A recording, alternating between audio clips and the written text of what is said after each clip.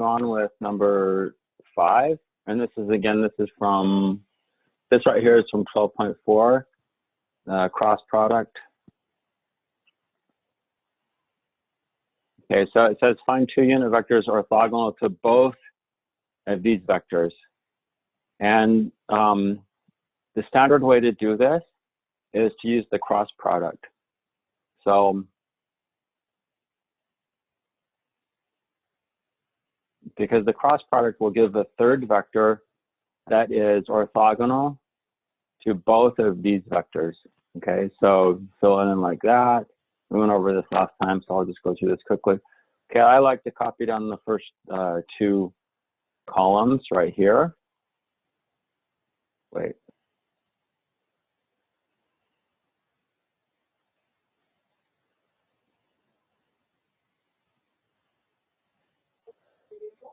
Wait, oh man. Okay, so let's see, this is supposed to be that one, and then this one is that one. Okay, so now the forward part, which is that, and that, that's 0i. And then this is minus j, and this is 5k. And then subtract the backwards part, which is going to be negative 4k. And then those 3 gives you I, and then that's 0 right there. Okay, and then so that becomes, on the i's, it's going to be negative I, that minus there. And then on the j's, it's going to be negative j. And then the k's, it's going to be, so it's 5k minus a negative 4k, so that's 5k plus 4k. So that's plus 9k. Okay, so this is I. So one vector is going to be this one right here, which we can rewrite as negative 1, negative 1, 9. Oh wait, they're supposed to be unit vectors. Okay, unit vectors, I almost forgot that part. Okay, so let's take the magnitude of that vector. So that's going to be the square root of 1 plus 1 plus 81. So that's the square root of 83. So one vector is going to be, so divide everything by the square root of 83. Let me write that better.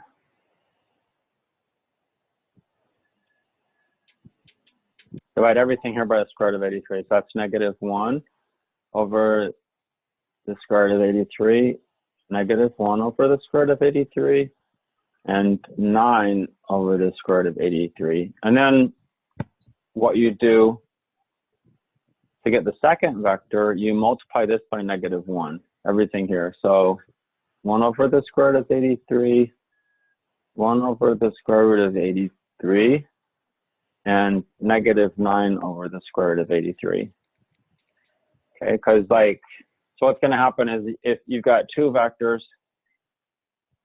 and the cross product is going to be a vector that's, so like this is u and v, then the cross product is going to be a vector that's orthogonal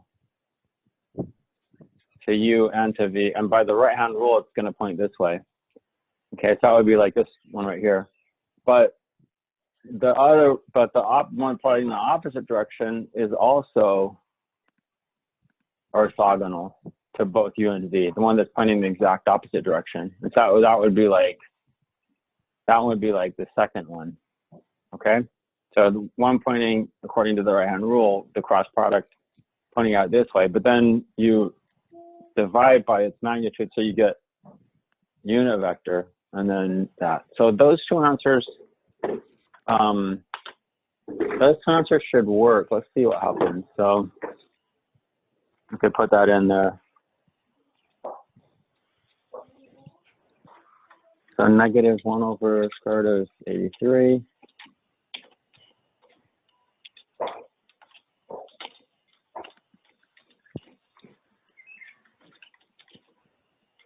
Anybody get it right?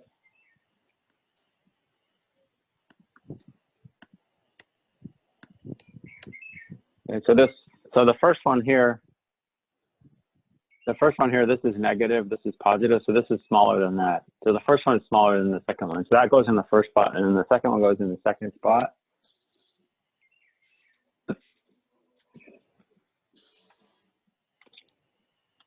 Wait, why is the first one smaller? Because it's negative. So any negative numbers are smaller than positive numbers. Okay. Because the way that it works is it's positioned on the number line. Numbers to it's all done by number line. So numbers that, so like if this is a number line right here, there's 0, there's 1 over square root of A3, and negative numbers over here. So numbers that are to the left are considered smaller. Okay. Well, I'm just confused with the 9 over 83 because it's positive and it's bigger than the negative 9 over square root of 83. Oh, I see. It's because this right here is the I spot, and that's the J spot, and that, the 9's in the K spot. So you have to look at the instructions for the exercise, which are not on this thing. And the instruction is to put in there's two spots for answers, and the first spot is the smaller I value. Okay. Yeah, it's just so that you don't put like the same number in both spots and get it both right or something. All right. Thank you. Sure, no problem. Okay, so we go on to number 6 then. Okay, so number 6, the length. Okay, so there's this statement right here that I put, and that's the length of the cross product of two vectors is equal to the area of the parallelogram formed by the two vectors. So if you have two vectors right here, let's say that's U and that's V, then if you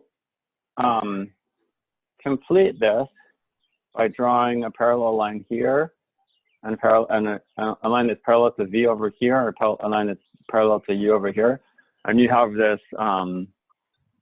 this is a parallelogram, that area is equal to the magnitude of the cross product. That's what this first statement is saying right here. Okay, and that will be useful for this right here.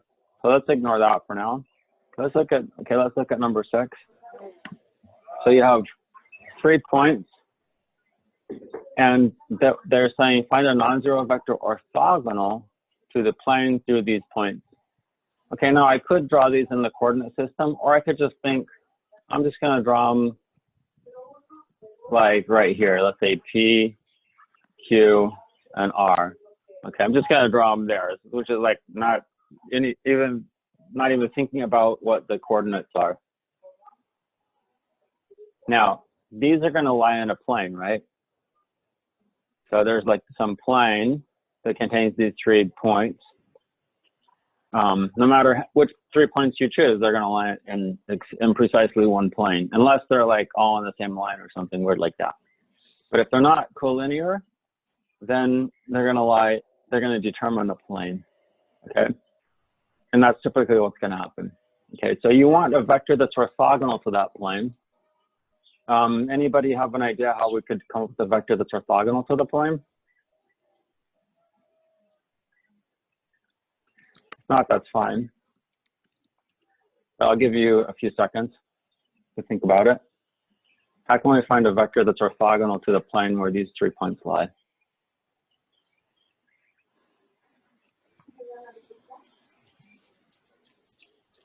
Use the right-hand rule.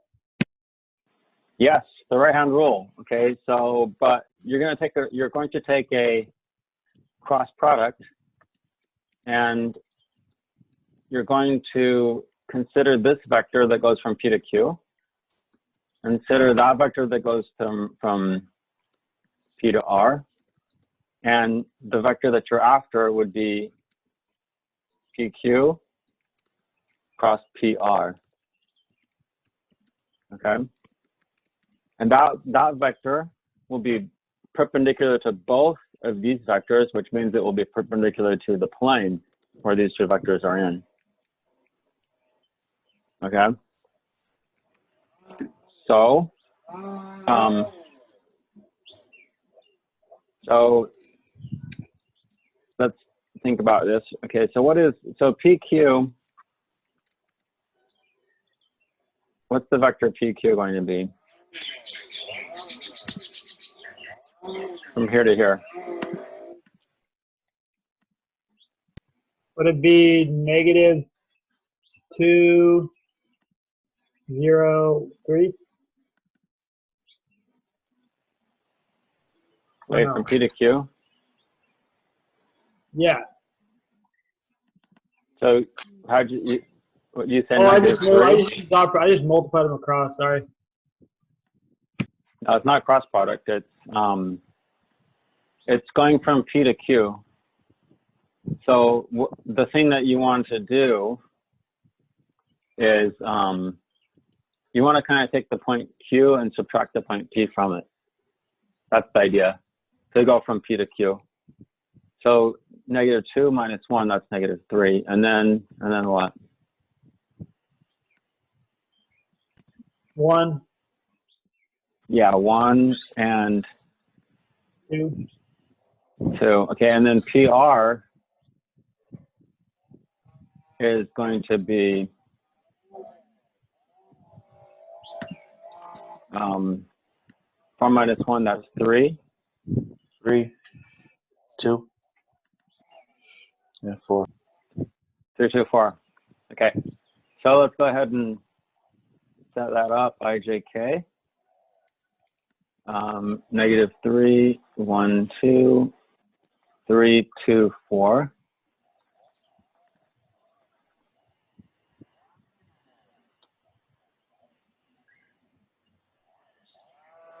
Okay, so going down this way, that's 4i plus 6j minus 6k. And then minus 3k plus 4i. Oops, I drew the I drew the I the wrong way. And then negative 12 minus 12j. Okay, 4 minus 4, oh, that's 0. 0i.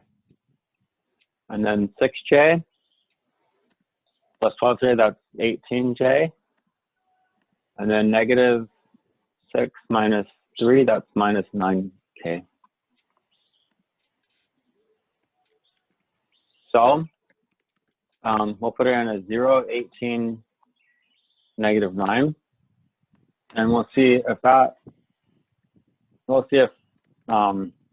Webassign is pleased with us or disappointed with us.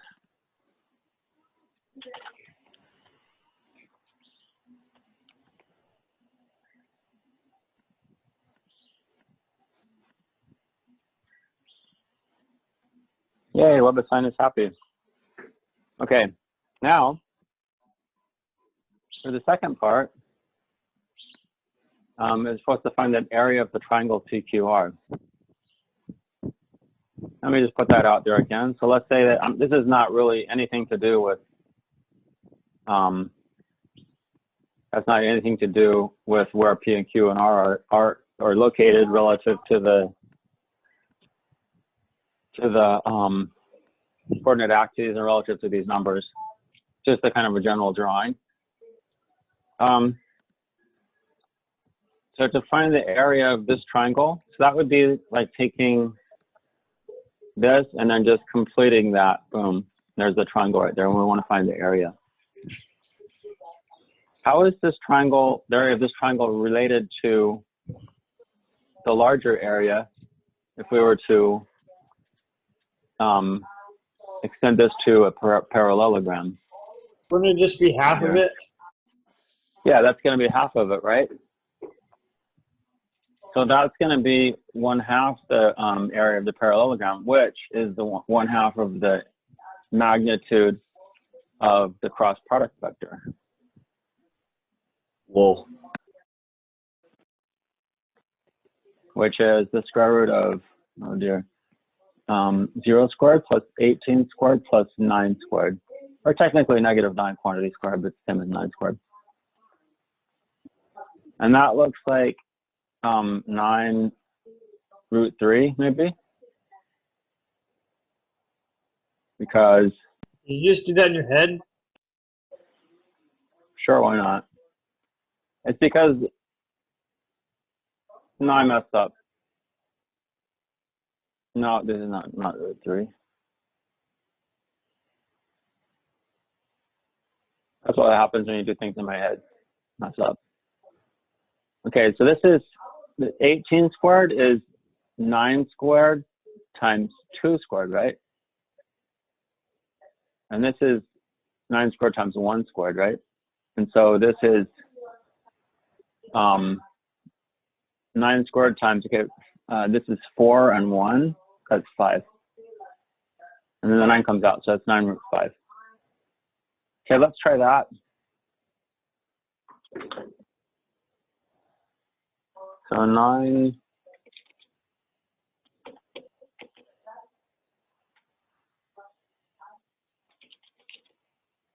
root 5 over 2.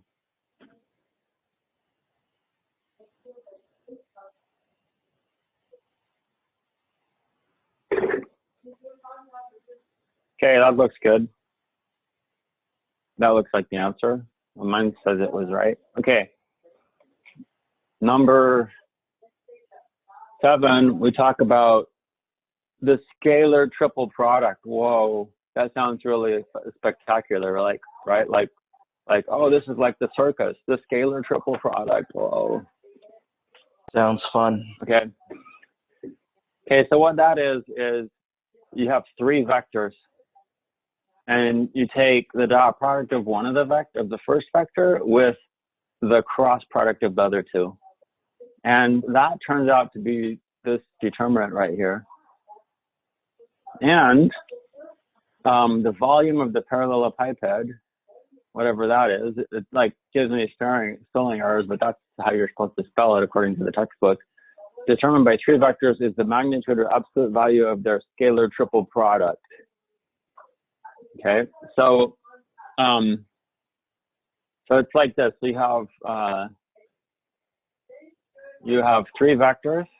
Let's say that's 2 vectors right there, and then you have like a 3rd vector right there.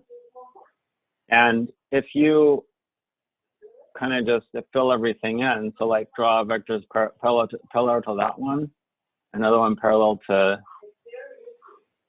that one, and then more vectors parallel to like these ones. And so then you have like this weird shaped box thing, which is like, but the sides of the box can be not have right angles or whatever. The angles don't necessarily have to be right angles. It can be like weird angles. And that's a parallelepiped, okay? Right there. And the volume is the scalar triple product. Okay, so basically, you have a point here, P, and then over here is Q, and up here is R, and then S over here. So that's these 3 vectors right there. Those 3 vectors are going to give you the scalar triple product of those 3 vectors is going to give you the volume of the parallelepiped. Okay. So what's the first thing we should do? Calculate PQ, right? Yeah, what's PQ? We need to find PQ, PR, and PS. Okay, so great. What's PQ? Gonna be 5 513. Yes, 513. So you're just taking these numbers and subtracting those numbers from it.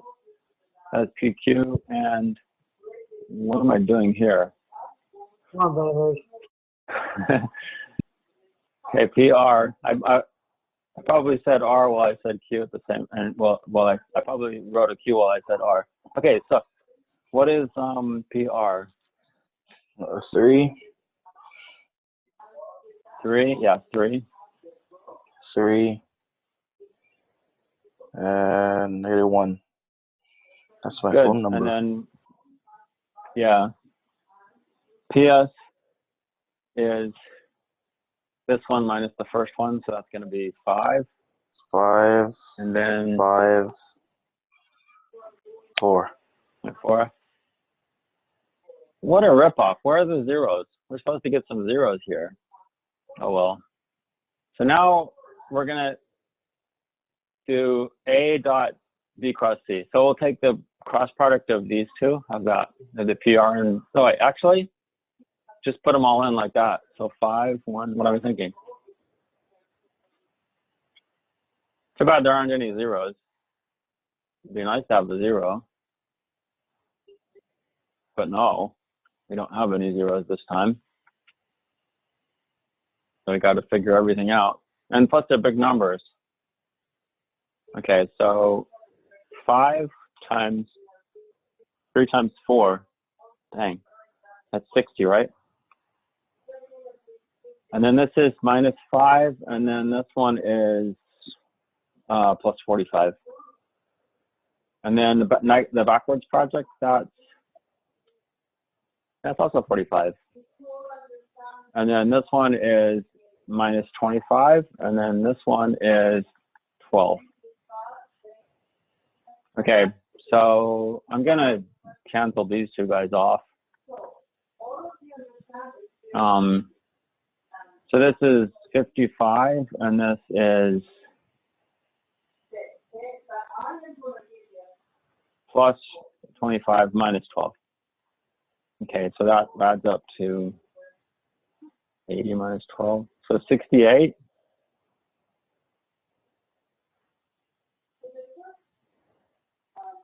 So this answer is going to be 68. Now, let's put that in. 68.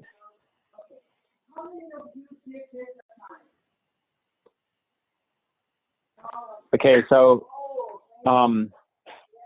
if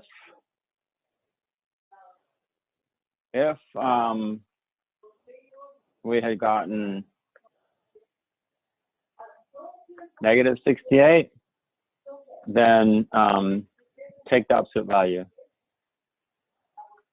Okay, so if we had done a different order on these, let's say we had done PQ, so this is PQ dot PR cross PS, right? So if we had done PQ dot PS cross PR, we would have gotten negative 68. And so we're supposed to take the absolute value. So, Brother Hurst, it really doesn't matter what order you go to as long as you take the absolute value?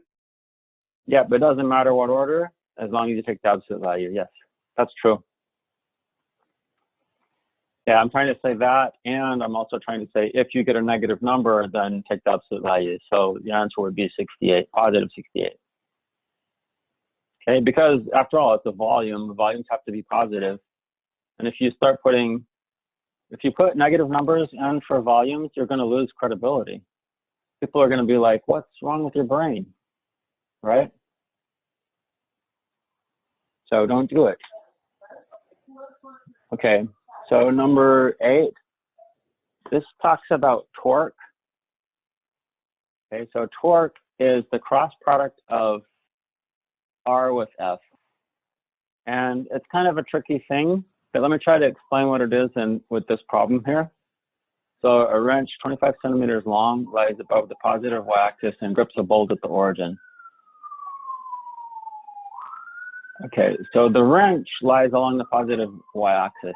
So let's draw a picture of that. So let's pretend this is the wrench. It's kind of a really bad looking wrench. Okay, and then here's the bolt right here at the origin. Now, the wrench is 25 centimeters long. And this is where you're turning. So the torque would be the force, the torque is sort of like it's the force that's turning the bolt, right? It's the turning force on the bolt. Okay, and so this is 25 centimeters. That means that R, it's along the positive y-axis. Wait a minute, I'm kind of messed up here. Hold on, let me start over, because the problem is that the y-axis is there, right? And then the x-axis is over that way. Okay, and the bolt's right there. Okay, so we have the wrench right here, goes from there on out. Now, something really important to note is this is 25 centimeters, and the force is, notice that's in Newton meters. So you want to change that to meters. So that's 0.25 meters, right? So 25 centimeters means you divide by 100 to get meters. So that's 0.25 meters. Okay, so your R is, so R equals the vector from the point of turning. So whatever you want turned, whatever you want rotated, to where the force is applied.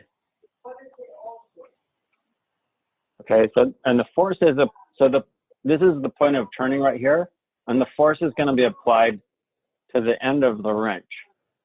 Okay, so in this case, R is going to be here. This coordinates at that point are 0.250, because it's on the y-axis. So the x and the z are both 0. So that's 0.250. So that's your R in the formula. Okay, and the force is applied in this direction at the end of the wrench. Okay, so that's going to be, F is the component vector of the force. Okay, so the torque is going to be R cross F. So in this case, it's going to be, so I go IJK, you put in the R, so that's 0.250, and then you put in the force, 0, 3, -4, and then of course copy this stuff down. Ooh, I like the zeros, yay. I'm really happy about the zeros there. Okay, and that's going to be, that multiplied together is actually -I. And this is 0J, and this is 0K. Okay, then we're going to subtract. So that's 0K plus 0I plus what? What the? That's just -I? I'm confused.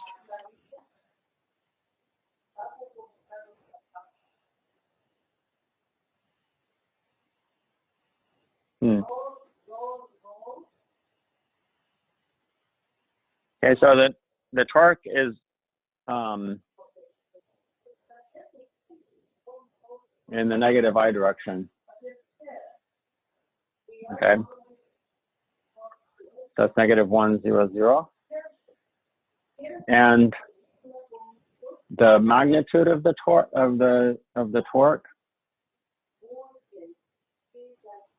the magnitude of the torque is the magnitude of this vector here, which is 1.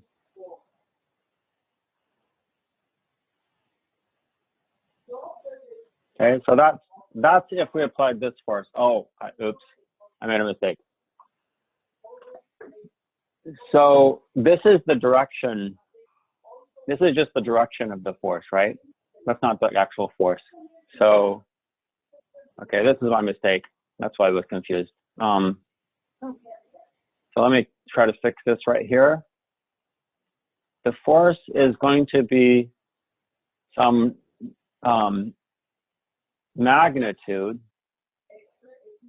Wait a minute. It's going to be some number A times that, right?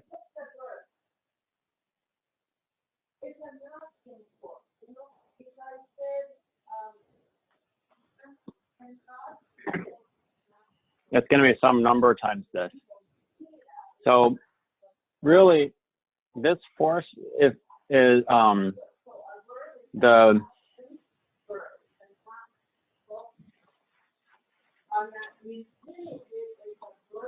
okay. So the magnitude of this force. So really, the torque is going to be ended up being that. Okay. Now, you want that to be 140, right? So that means that A's got to be 140. Okay. So that means that your force is actually 140 times this vector here. So that means that the magnitude of your force is going to be 140 times the magnitude of this vector, which is the square root of 9 squared plus 16 squared, which is going to be 5. 5. So that's, wait, what am I doing? I'm putting not 9 squared but 16 squared, but rather just 9 and 16. Oops. Square stuff and then square it again. So 140 times 5. Let me grab my calculator.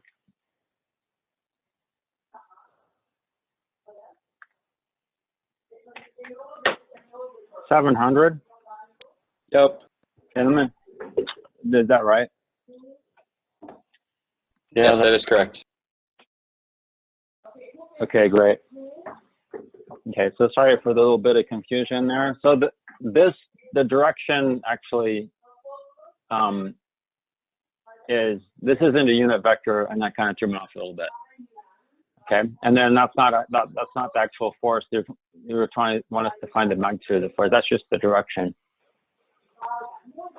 So, Okay. Brother Hurst, did you need to use the 25 centimeters?